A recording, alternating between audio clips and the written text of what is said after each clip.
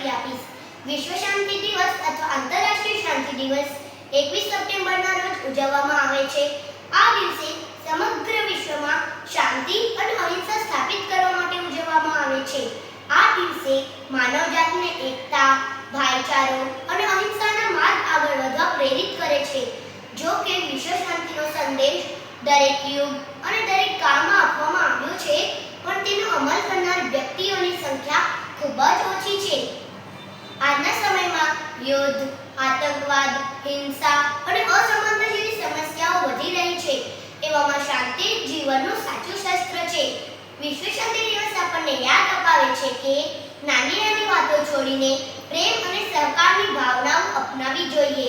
આવો આપણે સૌ મળીને વચન લઈએ કે શાંતિનો સંદેશો ફેલાવીને દુનિયાને વધુ સુખી